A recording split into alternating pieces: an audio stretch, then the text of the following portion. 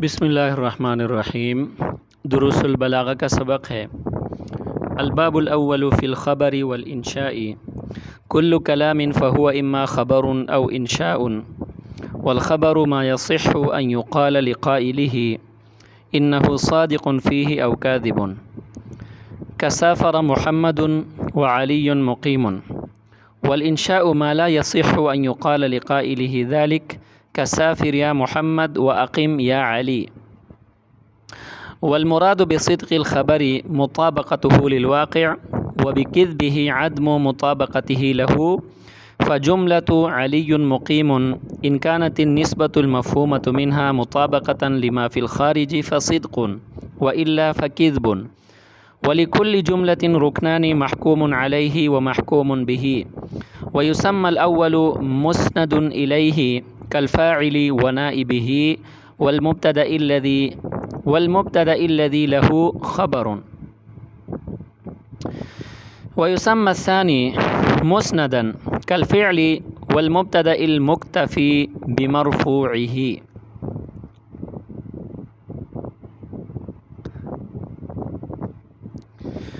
الباب الاول پہلا باب فی الخبر والانشاء خبر اور انشاء کے بیان میں ہے۔ کل کلام ہر کلام فہو اما خبر یا خبر ہوگا او انشاء یا انشاء ہوگا۔ والخبر اور خبر ما وہ کلام ہے یصح ان یقال لقائلہ کہ اس کے کہنے والے کے لیے یہ کہنا صحیح ہو انہ صادق فیہ کہ وہ اپنے اس کلام میں سچا ہے او کاذب یا وہ اپنے اس کلام میں جھوٹا ہے۔ کسافر محمد جیسا کہ سافر محمد والا قول وعلی مقیم اور علی مقیم والا قول کلام۔ والانشاء اور انشاء ما لا یصح ان یقال لقائلہ ذلک کہ اس کے کہنے والے کے لیے یہ نہ کہا جا سکے، اس کے کہنے والے کے لیے یہ کہنا صحیح نہ ہو۔ کسافر یا محمد جیسا کہ سافر یا محمد واقم یا علی اور اقیم یا علی۔ والمراد بصدق الخبر اور صدق خبر سے مراد مطابقتہ للواقع اس کا واقع کے مطابق ہونا ہے۔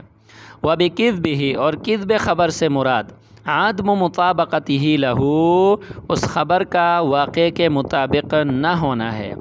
فجملۃ علی مقیم پس جملہ علی مقیم ان کانت النسبۃ المفہومۃ منہا اگر اس سے سمجھ میں آنے والی نسبت مطابقۃ لما فی الخارج خارج کے مطابق ہو فصدق تو یہ صدق ہوگا والا فکذب اور اگر اس سے سمجھ میں آنے والی نسبت خارج کے مطابق نہ ہو تو یہ کذب ہوگا۔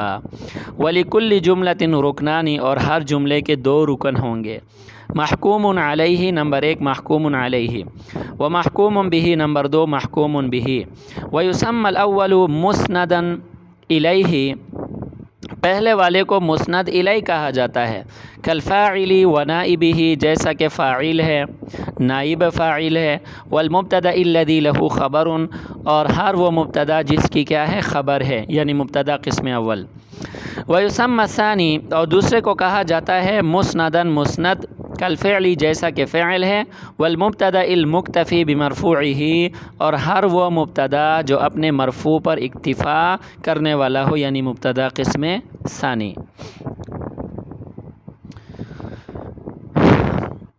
ہم نے کل عرض کیا تھا کہ علم معانی میں جو ہماری بحث ہوگی وہ 8 ابواب اور ایک خاتمہ پر مشتمل ہوگی۔ ان میں سے پہلے باب کا بیان ہے۔ پہلا جو باب ہے وہ خبر اور انشاء کے بیان میں ہے، خبر اور انشاء کے بیان میں ہے۔ سمجھ میں آ گئی کہ نہیں آئی؟ خبر کو کلام خبری کہا جاتا ہے اور انشاء کو کلام انشائی کہا جاتا ہے۔ سمجھ میں آ گئی کہ نہیں؟ خبر کے 2 نام ہیں، خبر اور کلام خبری۔ اسی طرح انشاء کے بھی 2 نام ہیں، انشاء اور کلام انشائی۔ سمجھ میں آ گئی کہ نہیں ہے؟ علم النحو میں بھی آپ لوگوں نے یہی چیز پڑھی ہے، البتہ صرف وہاں پر جملہ خبریہ اور جملہ انشائیہ سے ہم تعبیر کرتے تھے، جملہ خبریہ اور جملہ انشائیہ سے ہم کیا کرتے تھے؟ تعبیر کرتے تھے۔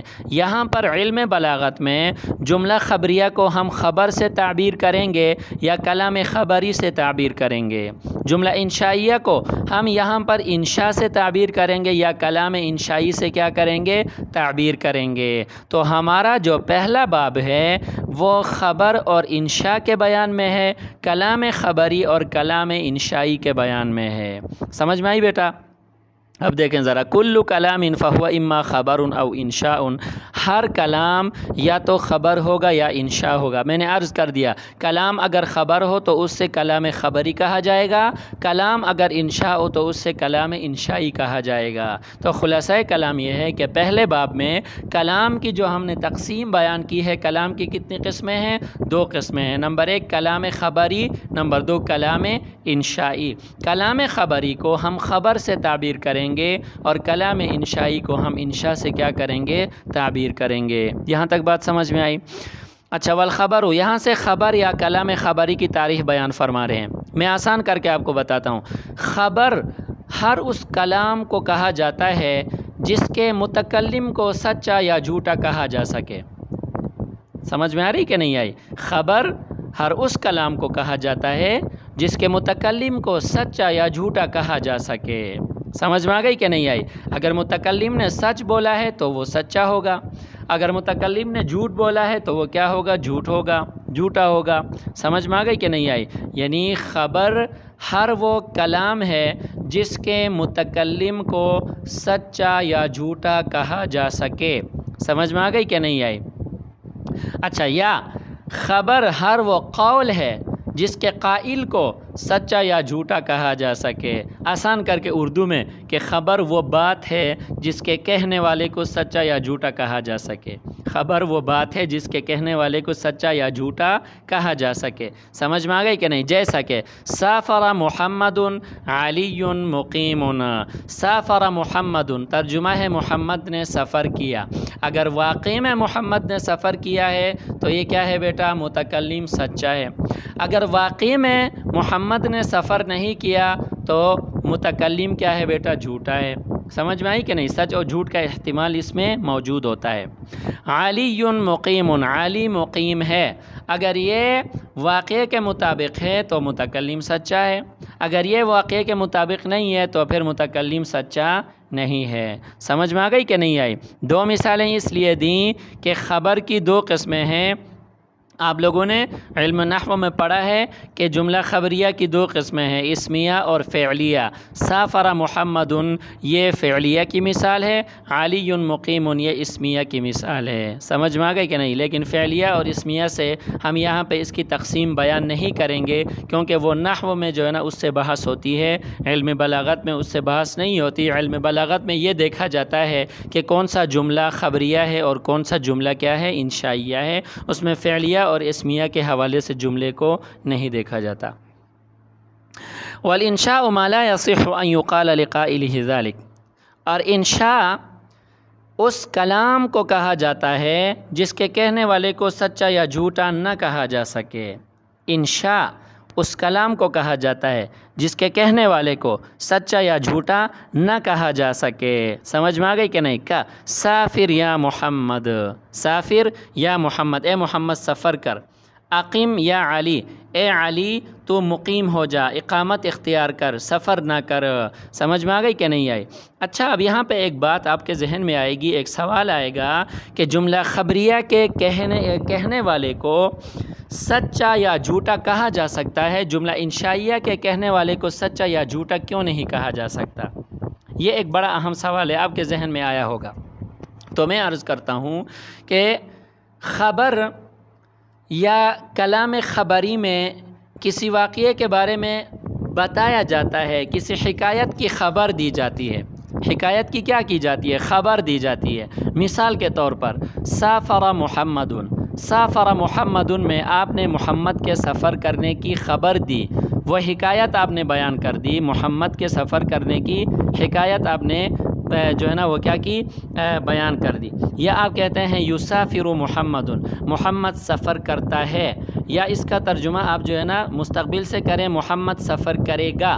اب دیکھیں یہاں پہ محمد کے سفر کرنے کی آپ نے حکایت بیان کر دی. اب وہ حکایت دو حال سے خالی نہیں، وہ واقعہ کے مطابق ہوگا یا نہ ہوگا. اگر خبر واقعہ کے مطابق ہے تو یہ کیا ہے؟ خبر سچا ہے. اگر خبر واقعہ کے مطابق نہیں ہے تو یہ خبر کیا ہے بیٹا؟ جھوٹی ہے. سمجھ میں آ گئی کہ نہیں آئی؟ لیکن قطع نظر صدق اور کذب کے آپ دیکھیں کہ خبر میں صدق اور کذب دونوں کا احتمال ہوا کہ نہیں ہوا؟ بالکل ہوا. سمجھ میں آ گئی کہ نہیں آئی؟ اگر کسی نے آپ کو کہا سافر محمدن، یہ ایسا جملہ ہے، اس نے آپ کو محمد کے سفر کرنے کی حکایت بیان کر دی، اس نے خبر آپ کو پہنچائی. اب ہو سکتا ہے یہ بات سچی بھی ہو اور ہو سکتا ہے یہ بات جھوٹی بھی ہو. تو صدق اور کذب دونوں کا احتمال اس میں اس وجہ سے ہوتا ہے کہ اس میں ایک حکایت بیان کی جاتی ہے، اور حکایت کے بیان کرنے میں سچ اور جھوٹ دونوں کا احتمال موجود ہوتا ہے. اس لیے کلام خبری یا خبر کے کہنے والے کو سچا یا جھوٹا کہا جا سکتا ہے. سمجھ میں آئی بات؟ اچھا جی. اور جملہ انشائیہ، اس کے کہنے والے کو انشاء یا کلام انشائی کے کہنے والے کو سچا یا جھوٹا اس لیے نہیں کہا جا سکتا کہ انشاء کا معنی ہے ایک چیز کا پیدا کرنا، خبر دینا نہیں، حکایت بیان کرنا نہیں، بلکہ انشاء کا مطلب کیا ہے؟ ایک چیز کا پیدا کرنا. متکلم ایک چیز کو پیدا کرتا ہے تو اس میں سچ اور جھوٹ کا احتمال کہاں سے آئے گا؟ سمجھ میں آئی کہ نہیں؟ مثال کے طور پر میں آپ میں سے کسی بیٹی کو کہتا ہوں کہ بیٹا میرے لیے گلاس پانی لے آؤ، بیٹا میرے لیے ایک گلاس پانی لے آؤ. اب آپ میں سے کوئی بیٹی یہ نہیں سمجھے گی کہ استاد جو ہے نا وہ کیا کر رہا ہے؟ جھوٹ بول رہا ہے، یا استاد سچ بول رہا ہے. فوراً کوئی بیٹی جائے گی اور وہاں سے میرے لیے پانی گلاس کا لے کر آئے گی. اب دیکھیں میں نے جو کہا ایتنی بالماء، ایتنی بالماء کہ میرے لیے آپ پانی لے آئیں. اب ایتی جو صیغہ میں نے استعمال کیا ہے، انشاء کا جو صیغہ میں نے استعمال کیا ہے، یہ میں نے ایک بات پیدا کر دی ہے، ایک چیز کو طلب کیا ہے، اس لیے اس میں سچ اور جھوٹ کا احتمال نہیں ہوتا. سمجھ میں آئی بات؟ اب یہاں تک بات سمجھ میں آئی کہ نہیں آئی؟ جی بیٹا دیکھیں، خبر کے کہنے والے کو سچا یا جھوٹا اس لیے کہا جاتا ہے کہ اس میں وہ ایک چیز کی حکایت بیان کرتا ہے، آپ کو ایک واقعے کی خبر دیتا ہے، چاہے وہ ماضی کے ذریعے سے دے، وہ حال کے ذریعے سے دے، وہ استقبال کے ذریعے سے دے، فعل ماضی کے ذریعے سے دے، یا وہ فعل مضارع کے ذریعے سے دے، یا وہ جملہ اسمیہ کے ذریعے سے دے. سمجھ میں آ گئی کہ نہیں؟ آپ کو ایک واقعہ کی خبر دینا مطلوب ہوتا ہے. اب خبر میں سچ اور جھوٹ دونوں کا احتمال ہو سکتا ہے. سمجھ میں آئی بیٹا؟ اور جملہ انشائیہ، کلام انشائی یا انشاء کے کہنے والے کو سچا یا جھوٹا اس لیے نہیں کہا جا سکتا، اس میں سچ اور جھوٹ کا احتمال نہیں ہوتا. نہیں اس لیے ہوتا کہ یہاں پہ متکلم ایک چیز کو پیدا کرتا ہے، اور جس چیز کو پیدا کرتا ہے اس میں سچ اور جھوٹ کا احتمال اس لیے نہیں ہوتا کہ وہاں پر کوئی خبر نہیں دی جاتی، وہاں پر کوئی حکایت بیان نہیں کی جاتی. سمجھ میں آئی بات کہ نہیں آئی؟ اب دیکھیں والمراد بصدق الخبری، یہاں سے یہ بات بیان فرماتے ہیں کہ متکلم کا کلام اگر سچا ہو تو اس کو صدق خبر سے تعبیر کیا جاتا ہے، اگر جھوٹا ہو تو اس کو کذب خبر سے تعبیر کیا جاتا ہے. دیکھیں نا، اس کا تعلق کس کے ساتھ ہے؟ کلام خبری کے ساتھ ہے، خبر کے ساتھ ہے. خبر میں ہم نے کہا تھا کہ اس میں سچ اور جھوٹ کا احتمال ہوتا ہے. اس کے متکلم کو، اس کے قائل کو صادق بھی کہا جا سکتا ہے، کاذب بھی کہا جا سکتا ہے. صدق اور کذب کا اس میں کیا ہوتا ہے؟ احتمال ہوتا ہے. تو لہٰذا والمراد بصدق الخبری، اس سے آگے والے جو جملے ہیں ان کا تعلق کس کے ساتھ ہے؟ کلام خبری کے ساتھ ہے، خبر کے ساتھ ہے. اور خبر میں آپ نے کہا تھا کہ اس میں سچ اور جھوٹ کا احتمال ہوتا ہے. تو اگر کلام سچا ہو تو اس کو صدق خبر سے تعبیر کیا جاتا ہے، اگر کلام جھوٹا ہو تو اس کو کذب خبر سے تعبیر کیا جاتا ہے. یہاں تک بات آپ کو سمجھ میں آئی کہ کلام اگر سچا ہو کس سے تعبیر کیا جاتا ہے؟ صدق خبر سے. کلام اگر جھوٹا ہو کس سے تعبیر کیا جاتا ہے؟ کذب خبر سے. اب یہ صدق خبر اور کذب خبر کو ہم کیسے پہچانیں گے؟ آگے اس کے لیے اصول بیان فرمایا، مطابقتہ للواقع. سمجھ میں آ گئی کہ نہیں آئی؟ کہ خبر اگر واقع کے مطابق ہو، اگر خارج کے مطابق ہو تو وہ خبر کیا ہے بیٹا؟ سچا ہے اور وہ صدق خبر ہے۔ سمجھ میں آئی؟ اور خبر متکلم کی بات، اس کا کلام اگر واقع اور خارج کے مطابق نہ ہو، اگر واقع اور خارج کے مطابق نہ ہو تو پھر یہ کلام جھوٹا ہے، یہ خبر جھوٹی ہے اور یہ کذب خبر ہے۔ سمجھ میں آ گئی کہ نہیں آئی؟ اب دیکھیں فجملۃ علی مقیم سے مثال کو اس کے مطابق کیا۔ اب دیکھیں علی مقیم آپ کو کسی نے کہا، علی مقیم جب کسی نے آپ کو کہا، اس نے کیا کہا؟ علی مقیم ہے، علی مقیم ہے۔ علی کے مقیم ہونے کی خبر دی کہ نہیں دی؟ اب اس جملے سے نسبت مفہومہ، جو نسبت آپ کو سمجھ میں آئی ہے وہ علی کا مقیم ہونا ہے۔ دیکھیں بدیہی بات ہے کہ علی مقیم سے آپ کو کیا نسبت سمجھ میں آئی؟ آپ کو کیا بات سمجھ میں آئی؟ علی کا مقیم ہونا سمجھ میں آ گیا کہ نہیں آیا؟ آپ کو تو علی کا مقیم ہونا سمجھ میں آیا۔ اب یہ کہنے والا سچ بول رہا ہے یا جھوٹ بول رہا ہے، یہ صدق خبر ہے یا کذب خبر ہے، ہمیں خارج کو دیکھنا پڑے گا، ہمیں تحقیق کرنی پڑے گی کہ واقعی علی مقیم ہے یا نہیں ہے، واقعی علی مقیم ہے یا نہیں ہے۔ سمجھ میں آ گئی کہ نہیں آئی؟ آپ نے دیکھا کہ واقع میں علی مقیم ہے، سمجھ میں آ گئی کہ نہیں؟ وہ سفر پہ نہیں گیا ہے، وہ لمبی تان کے جو ہے نا سویا ہوا ہے، سمجھ میں آ گئی کہ نہیں آئی؟ ہاں، اور باہر جو ہے نا وہ کیا ہے؟ لاک ڈاؤن ہے، لاک ڈاؤن کی وجہ سے وہ سفر پہ نہیں جا سکا ہے۔ تو جب علی کا مقیم ہونا یہ خارج اور واقع کے مطابق ہے تو یہ کیا ہے بیٹا؟ صدق خبر ہے۔ اور اگر علی مقیم سے جو نسبت مفہومہ آپ کو سمجھ میں جو آنے والی نسبت ہے، یعنی علی مقیم ہے، علی مقیم سے آپ کو سمجھ میں تو یہی بات آئی ہے۔ دیکھیں نا، علی مقیم سے کوئی اور بات آپ کو سمجھ میں نہیں آئی، سمجھ میں آپ کو یہی آئی کہ علی مقیم ہے۔ جب آپ نے دیکھا کہ یہ بات خارج اور واقع کے مطابق بھی ہے تو یہ صدق خبر ہوا۔ سمجھ میں آ گئی کہ نہیں؟ اور اگر یہ خارج اور واقع کے مطابق نہیں ہے، دیکھیں متکلم نے آپ کو کہا علی مقیم، اور آپ کو سمجھ میں بھی یہی بات آئی کہ علی مقیم ہے۔ آپ نے جب تحقیق کی تو آپ کو پتہ چلا کہ یہ واقع اور خارج کے مطابق نہیں ہے۔ واقع اور خارج کے مطابق اس لیے نہیں ہے کہ علی تو سفر پہ نکل چکا ہے، واقع اور خارج یہ ہے کہ علی سفر پہ نکل چکا ہے۔ آپ نے تحقیق کی تو آپ کو پتہ چلا کہ علی سفر پہ نکل چکا ہے، تو متکلم کا علی مقیم کہنا یہ کیا ہوا؟ جھوٹ ہوا، تو لہٰذا یہ کیا ہوگی؟ کذب خبر ہوگا۔ یہ کیا ہوگا؟ کذب خبر ہوگا۔ میں دوبارہ آسان کر کے آپ کو بتاتا ہوں، کلام اگر سچا ہو تو اس کو صدق خبر سے تعبیر کیا جاتا ہے، کلام اگر جھوٹا ہو تو اس کو کذب خبر سے تعبیر کیا جاتا ہے۔ صدق خبر اس وقت کہا جاتا ہے کہ جب وہ بات، وہ کلام خارج اور واقع کے مطابق ہو۔ کذب خبر اس وقت کہا جاتا ہے کہ جب وہ بات، وہ کلام، وہ خبر واقع کے مطابق، خارج کے مطابق نہ ہو۔ سمجھ میں آ گئی کہ نہیں آئی بیٹا؟ وَلِكُلِّ جُمْلَةٍ رُكْنَانِ، ہر جملے کے جو ہے نا وہ کتنے رکن ہوتے ہیں؟ 2 رکن ہوتے ہیں۔ سمجھ میں آ گئی؟ دیکھیں نا، میں نے آپ سے عرض کر دیا تھا کہ نحویین کی اصطلاح میں ان کے لیے جملے کا لفظ استعمال ہوتا ہے، تو فرمایا کہ ہر جملے کے کتنے رکن ہوتے ہیں؟ 2 رکن ہوتے ہیں۔ سمجھ میں آ گئی کہ نہیں؟ آپ نے نحو میں بھی پڑھا ہے، اس میں آپ لوگوں نے مسند اور مسند الیہ پڑھا ہے۔ سمجھ میں آ گئی کہ نہیں آئی؟ علی مقیم میں آپ نے پڑھا تھا کہ علی مسند الیہ ہے، مبتدا ہے، مقیم مسند خبر ہے۔ سمجھ میں آ گئی کہ نہیں آئی؟ یہاں علم بلاغت والوں کی اصطلاح میں ان کے نام تھوڑے سے مختلف ہیں، وہاں مسند الیہ کو یہاں محکوم علیہ کہا جاتا ہے، وہاں مسند کو یہاں محکوم بہ کہا جاتا ہے، اور کوئی فرق نہیں ہے۔ سمجھ میں آئی؟ تو ہر جملے کے کتنے رکن ہوتے ہیں؟ 2 رکن ہوتے ہیں۔ نمبر 1 محکوم علیہ، محکوم علیہ کا لفظی معنی ہے جس پر حکم لگایا گیا ہو، حکم لگایا گیا ہو، اور حکم جو ہے نا نسبت کو کہا جاتا ہے۔ آپ لوگوں نے پڑھا ہے کہ نسبت کو حکم بھی کہا جاتا ہے۔ سمجھ میں آ گئی کہ نہیں ہے؟ جملے میں، کلام میں جو نسبت ہوتی ہے، نسبت تامہ خبریہ آپ نے پڑھا ہے، اس نسبت کو حکم بھی کہا جاتا ہے۔ تو نسبت اور حکم جس کی طرف ہو جائے اس کو محکوم علیہ کہا جاتا ہے۔ जाता है, और उस निस्बत और हुक्म को क्या कहा जाता है? महकूमुन बिही, क्योंकि उसके ज़रिए से हुक्म लगाया जाता है। महकूमुन अलैहि, जिस पर हुक्म लगाया जाए, महकूमुन बिही, जिसके ज़रिए से हुक्म लगाया जाए।